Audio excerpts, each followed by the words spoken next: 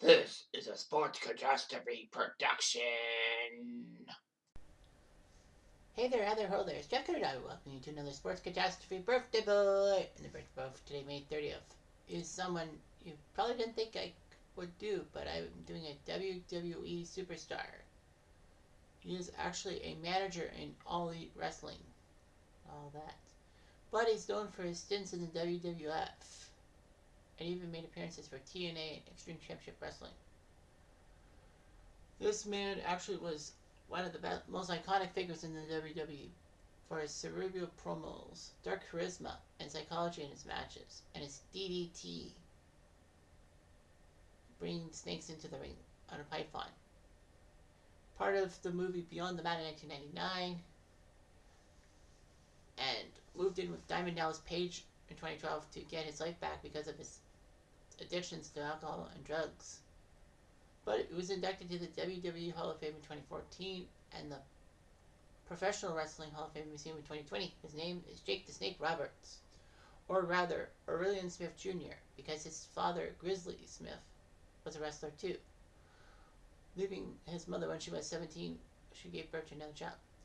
Jake would live with his grandmother until she died in 1966, forcing him to move back to his father. But his father was pedophilic and all that, and had a strange relationship. It was sexually and physically abused by his stepmother during his childhood. You know, his father was forcing himself on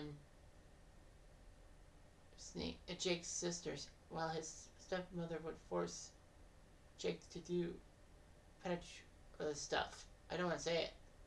So anyway, he has a half brother, Michael Smith, who was a wrestler, and Robin Smith, who was a wrestler too. Half sister. Robin would be Rockin' Robin, and Michael Smith would be Sam Houston.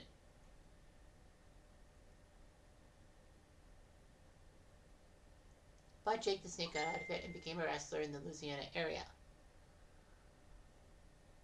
Roberts would travel to Canada to wrestle in Stampede Wrestling with the Junkyard Dog. And then he was in Georgia Championship Wrestling, being part of the Legion of Doom, and beginning a feud with Ron Garvin over the NWA World Championship. Roberts would go into World Class Championship Wrestling, you know, the Von Erichs thing, and join up with Chris Adams and Gino Hernandez to battle the Von Erichs, winning the WCCW TV title in the six-man tag battle. Roberts actually debuted in WWF March 1986 at the Boston Garden, winning his match. Just a month later, he made his pay-per-view debut at WrestleMania 2, beating George Wells. During the match, Roberts made Wells foam from the mouth when he wrapped Damien, his snake, around George's head, which was very sickly. And this is the second WrestleMania. Anywho, he would have a massive feud with Ricky the Dragon Steamboat. Saturday night's main event had it. Roberts executed a DDT on Steamboat on the exposed concrete floor in front of his wife and rested his snake Damien on top of a prone Steamboat.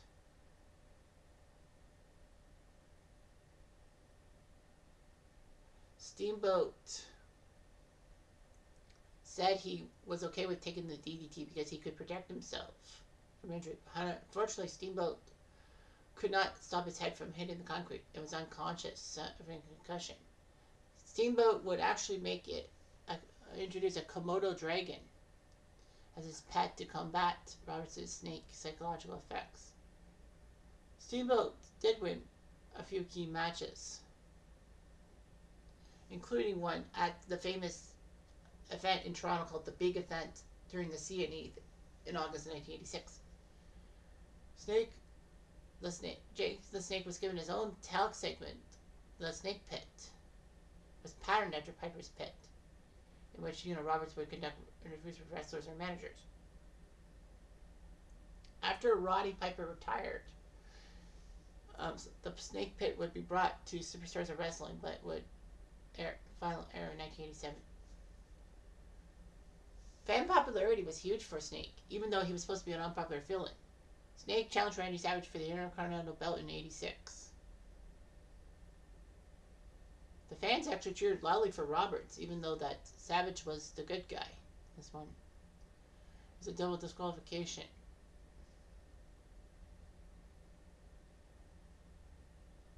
There was supposed to be a feud between Hulk and the Snake, but with the fans cheering DDT and cheering Roberts, McMahon abandoned his plans.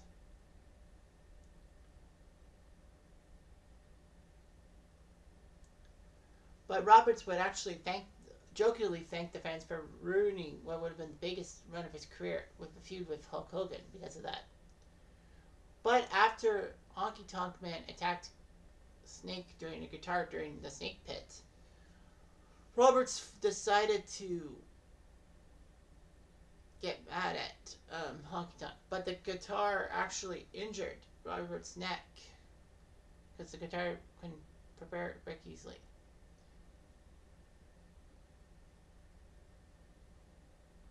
Honky Tonk Man denies he purposely injured Roberts and all that. So they would have a fight at WrestleMania 3 as Jake the Snake had Alice Cooper, famous Detroit native and rock legend, in his corner. And I think Snake won. I can't remember. Yeah, I think it did.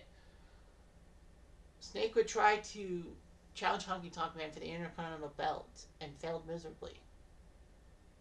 There were rumors that Roberts was going to be the IC champion and have an angle with Ted DiBiase, but because of the guitar shot and his injuries, they decided to keep the belt with the Honky Tonk Man. So that he would have a feud with Ravishing Rick Rude, in which, well, Rick Rude would pick a woman out of the crowd to kiss for each match. Unfortunately, Rude would choose Snake's real life wife, Cheryl, and all that. So anyway, that would be a huge fight and all that. In fact, Rick Rude actually had a pair of tights emblazed with a picture of Cheryl, but Snake tore that off. So Jake the Snake would feud with Andre the Giant using his snake and all that, getting Andre the Giant to eliminate himself during the Royal Rumble.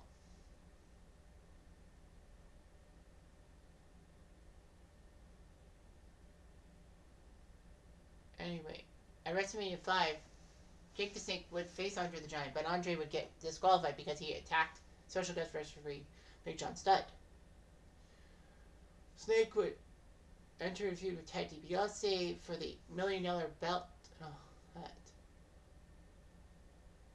Unfortunately, Roberts would need time off because of the discs in his back being hurt and all that. They wrestled at WrestleMania 6 with the $1 million belt on the line. DiBiase got the countout victory over Jake the Snake. All that. Roberts, after the match, would beat up on DiBiase and Virgil and would give money to Mary Tyler Moore, who was seated at ringside.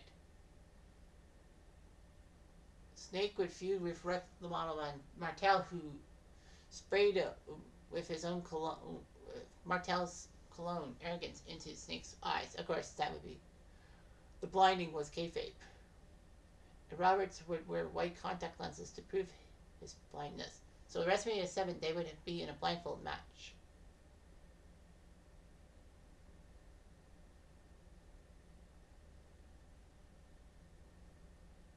So anyway, Roberts beat Martel and gave him a DDT.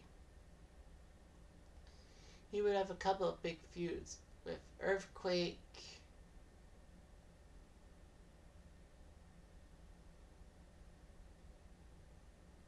who said he ate Damien. All that. Roberts actually became a heel after having his King Cobra bite Randy Savage during a TV match and all that.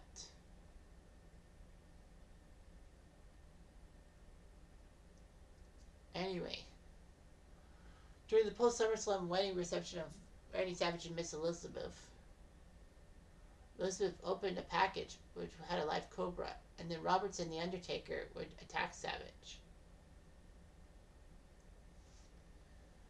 So, anyway, yeah, the King Cobra thing was just huge and all that.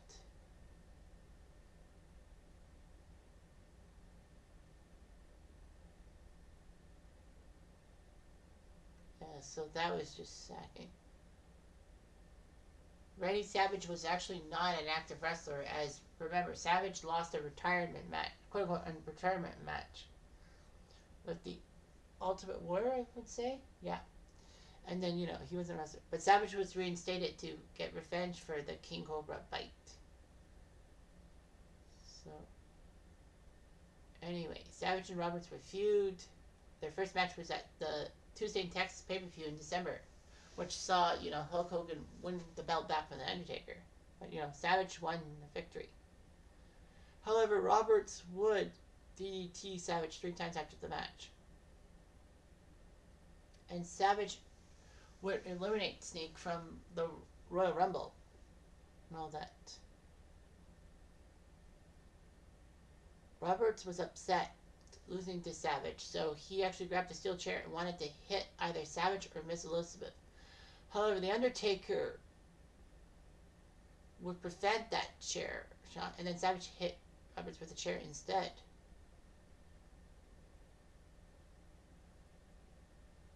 So anyway, Roberts would feud with The Undertaker, who became a face. All that. At WrestleMania 8, Snake lost to The Undertaker at WrestleMania. And that was the last time in 4 years that he would be in the WWF. And Jake the Snake was upset because he wanted to be part of the writing staff and all that.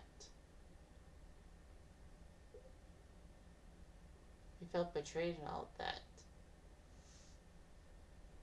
He would go to WCW in 1992, various productions. And then in 96, he returned to the WWF at the Royal Rumble as a Bible preacher.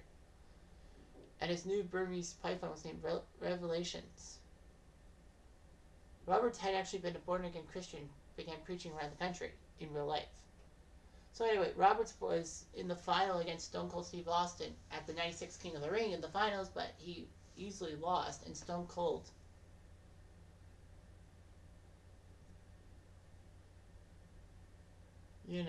that is John 3:16 thing. You sit there and you flip your Bible, you say your prayers, and it didn't get you anywhere. Talk about your Psalms, talk about John 3:16. Austin 3:16 says, I just whipped your ass. It propelled Austin hugely. Roberts would feud with Jerry the King because of Jerry the King Lawler ridiculing Roberts' past alcoholism and all that. Roberts actually was told to join the backstage side of the company. But because Roberts wanted to be a wrestler, he didn't make the transition well and had his relapse.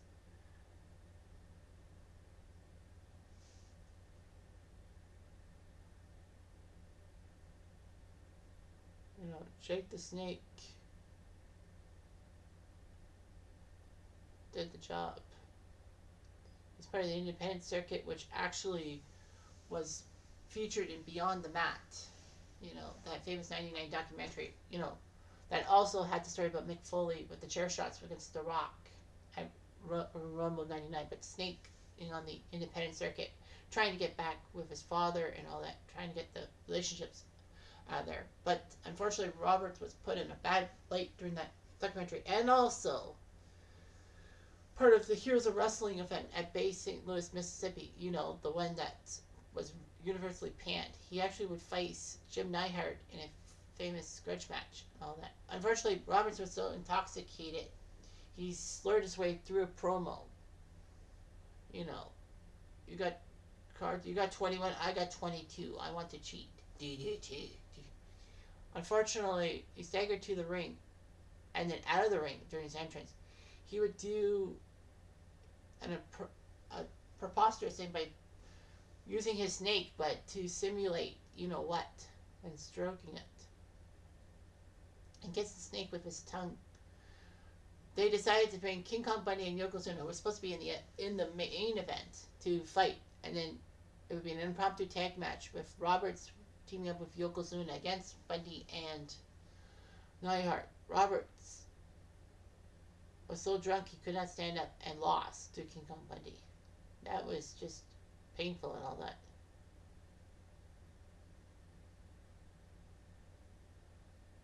Roberts just had things. He went to TNA for a little bit. And then in 2005, he was on Raw to confront Randy Orton with his match with The Undertaker, and warned Orton facing The Undertaker could be a soul-altering experience because, Roberts was one of the guys who lost to The Undertaker during that streak. But then Orton RKO'd him, all that. And he worked with the company to create a DVD retrospective called Pick Your Poison. So, anyway, Roberts would make an appearance on the old school episode of Raw, January 2014, putting a python over the face of Dean Ambrose.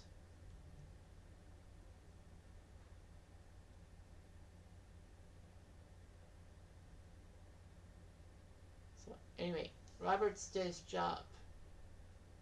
He got to the WWE Hall of Fame, inducted by Diamond Dallas Page.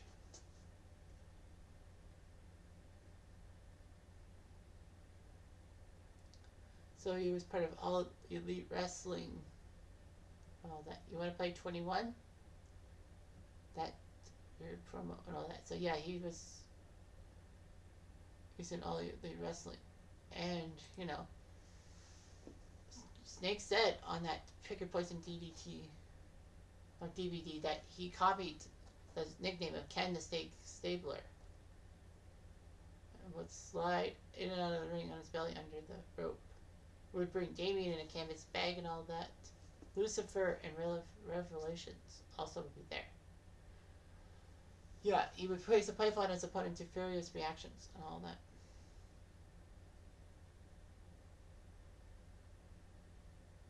So anyway, he was even on Boy Meets World for an episode alongside Vader and Brother Love. That was the episode which